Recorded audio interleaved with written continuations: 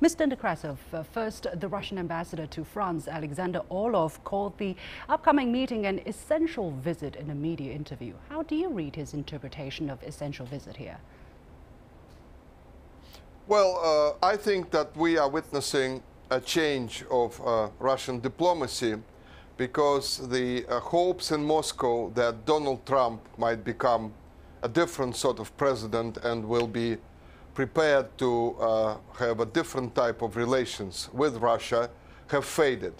So Russia now needs to show to the Americans that it can have its own diplomacy regarding the Europeans.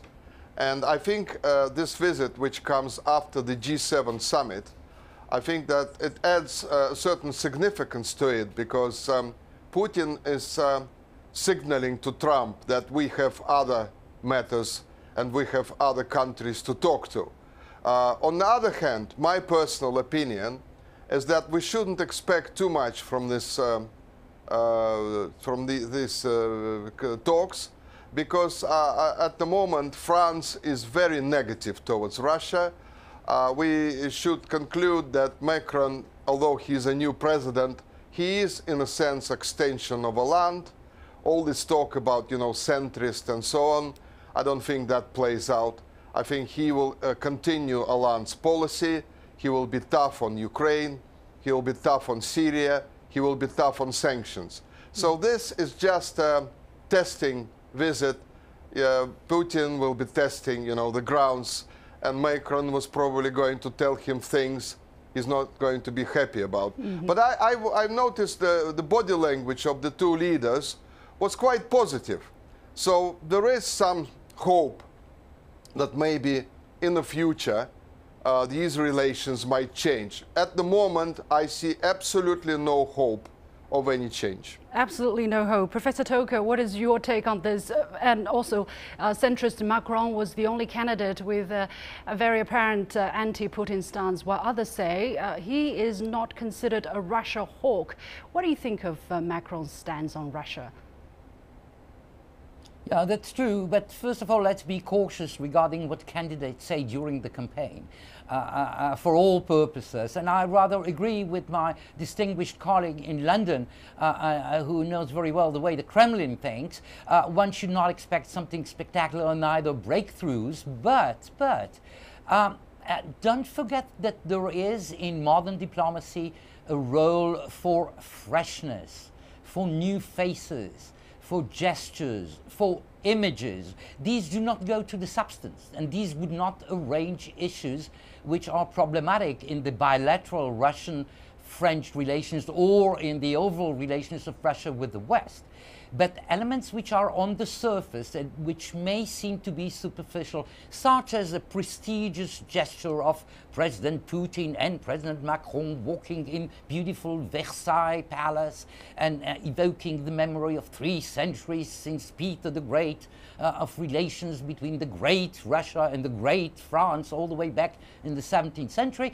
These things do matter on the surface, sure, but those elements on the surface do have their relative significance when it comes to tackle issues which are difficult to tackle, such as Ukraine, such as the Syrian civil war, etc., etc. So it's important to have this kind of set of gestures in the hope that whatever comes out of these gestures would indeed help some progress on the profound issues. Sure. Well, the optics are sometimes necessary and important. However, let's talk about what Mr. Putin might have to face as a new reality. I mean, he obviously supported Le Pen during the campaign, and Le Pen also had a much friendlier tone towards Russia.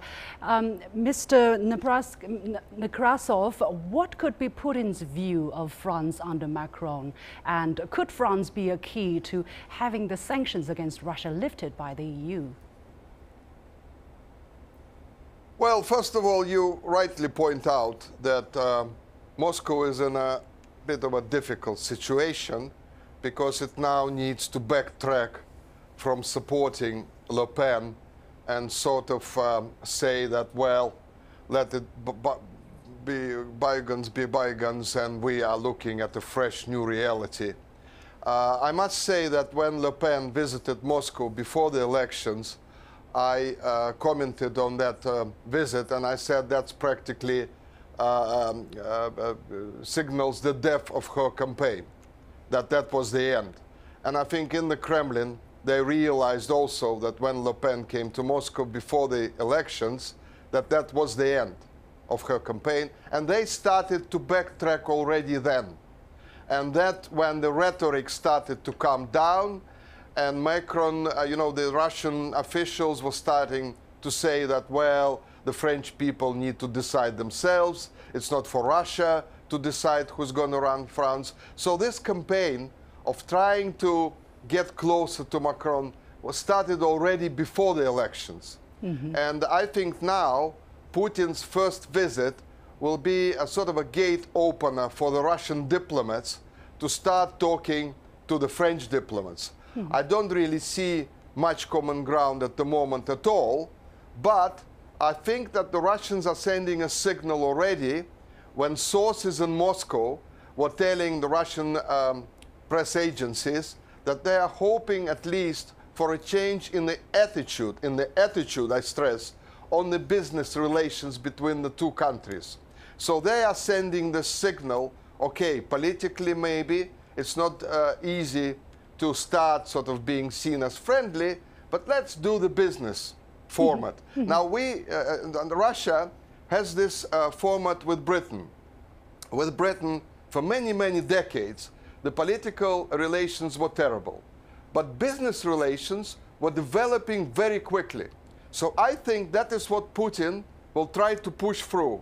We can be, he will say to Macron, he will already said probably, we can be enemies politically and, you know, criticize each other, but let's do business separately from that. Professor, let's put business interests separately, and let's do business in a different way. That, I think, is the policy of the Kremlin at the moment. More pragmatic approach. Professor Toker, what could be some of the areas for closer economic cooperation or business deals between the two sides in your eyes? Well, on that level, first of all, there's a French interest, which is easy to identify, which deals with French agricultural sector. As a matter of fact, sanctions, you know, hurt on both sides.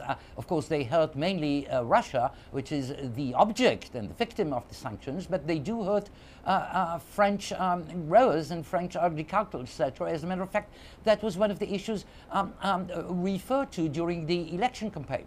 I would add to this punctual business type consideration perhaps a new one more element which is part of the larger picture we have dealt with over the last few minutes of the conversation.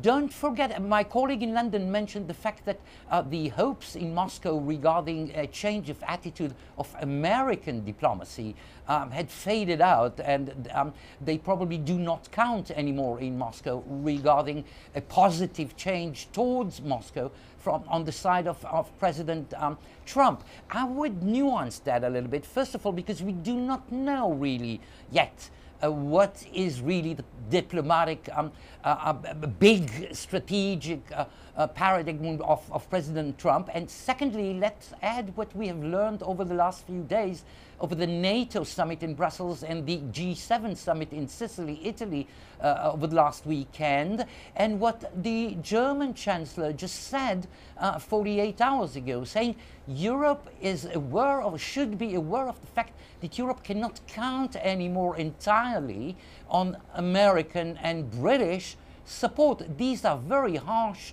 meaningful words, even if they were said mainly in order to impress. I mean, that could alter a lot of things in the Moscow-Paris or Moscow-Paris-Washington axis. So let's pay attention to that. Yeah, Mr. Nekrassov, actually I wanted to ask you that. How do you think Merkel's latest opinion or stance could affect the EU, including France's relationship with Russia, if the United States under Donald Trump cannot be relied on from now on? Does that mean there is a potential rapprochement with Russia? Because they just expressed the opinion that Russia, together with terrorism, is a threat to NATO. Well, I think that the Russians see a window of opportunity in this division between the G7 countries, which and obviously Britain and the EU.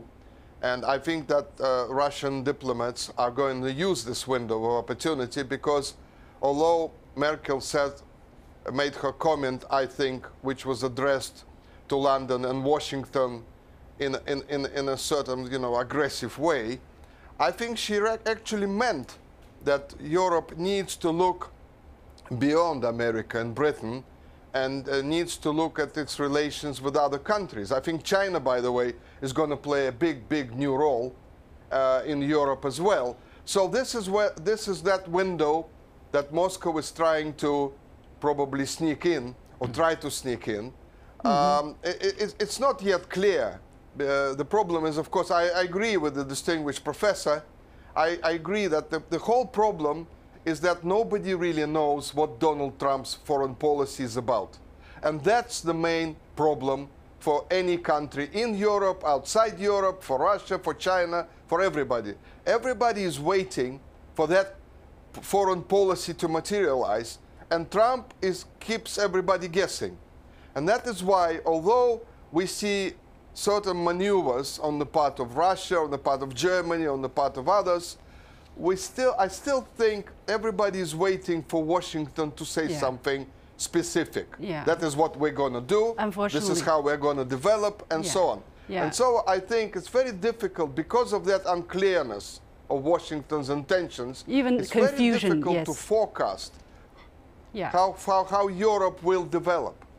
Well, thank you very much. We have to leave it there. Professor Joav Toker from the American Graduate School of Diplomacy and Mr. Alexander Nekrassov, former Kremlin advisor. And here is my first point. Now, as we just heard, German Chancellor Angela Merkel famously said that Germany cannot rely on Trump's America anymore. It seems the same ideology is not a guarantee of good ties. Likewise, different ideology doesn't have to be an obstacle either.